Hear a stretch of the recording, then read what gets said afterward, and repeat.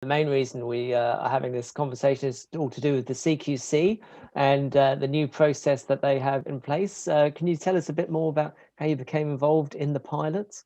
Yes, certainly. So we put our hands up to do the pilot to support CQC in learning how their new strategy would work in practice. So in October, we had a virtual inspection that was aligned to the new strategy that they have. So their new strategy is focused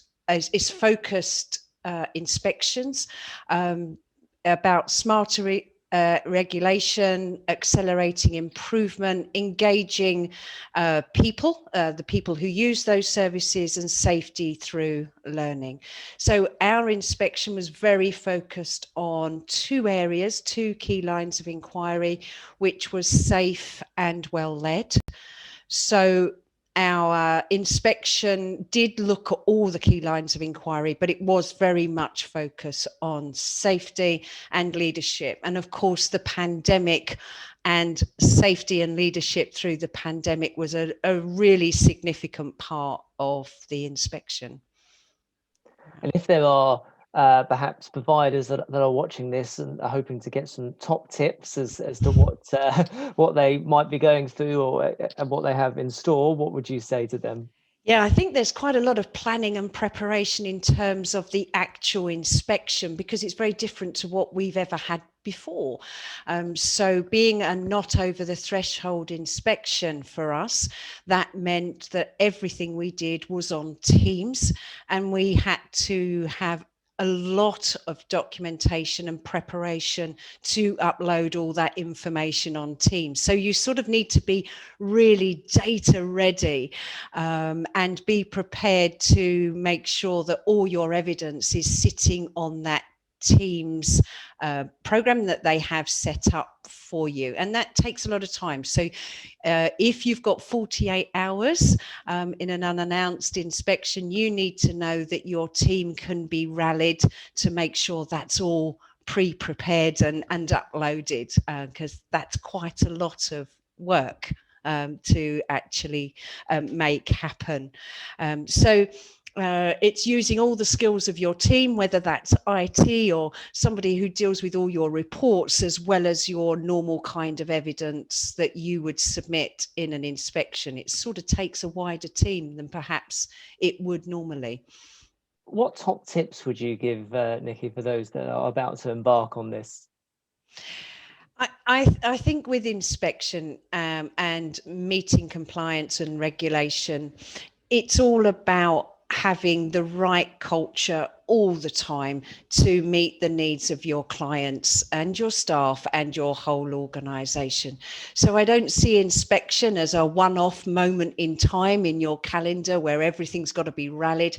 I see inspection as something that's prepared for, planned for, and is part of your everyday working to provide quality of care for people. I think one of the wonderful parts of SweetTree is our culture, and quality isn't an event, it's a habit. And so I think we've managed to maintain our outstanding by having the right culture in place in the first instance at SweetTree.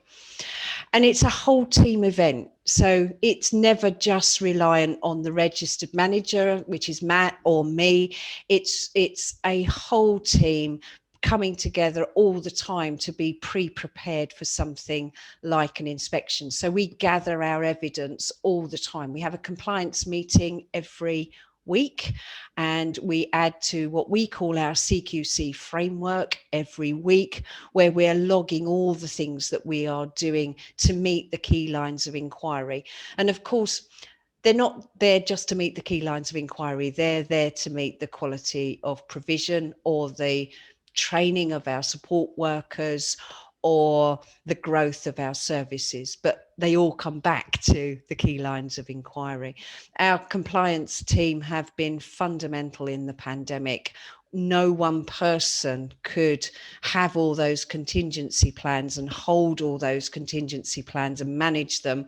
It's a team effort that made that happen. And I'm very grateful to our incredible team at SweetTree that did make that happen. I think the other thing about CQC inspections is one of the things that went down well with our inspection is we did a presentation, a PowerPoint presentation that we could give the inspectors prior to the inspection. We'd got all that ready, just telling the inspectors about what we do, the numbers of clients we serve, our safety throughout COVID, our governance and our compliance and our training. And I think being able to put all that in one place prior to an inspection enables an inspector to understand your story, understand the journey that you've been through to continue doing what you do, and hopefully, of course, get that outstanding. Excellent. And so on the whole, a thumbs up or a thumbs down for how it went? I think a thumbs up. I think it was extraordinarily new for all of us. And so our inspector, who we do know fairly well, managed the process incredibly quickly and efficiently. So it was a thumbs up, despite being new and despite being relatively hard to actually get all that information there. I think one of the keys that I really appreciated is these inspections are focused very much on outcomes. So the inspectors and the people around the inspectors for the inspection do a lot of asking key stakeholders about outcomes for your organization. So differently from before, the inspectors contacted a lot of professional contacts of SweetTree, the clients themselves, family members, and our staff. So there was a very far-reaching request for information from all of those stakeholders, which actually I think is very positive. I think it's much nicer to hear outcomes from your stakeholders than you trying to give the evidence of what you think you've done well. The outcome is the important bit, and that's what SweetTree are focused on, but it's also what the inspections are now focused on. Fantastic. Now, is there any feedback that you'd like to give the CQC in relation to how it went, or? Yes, I mean, we did give an evaluation at the end because it was a pilot. Part of that pilot was to evaluate how we felt the inspection went, and we do think it was very positive.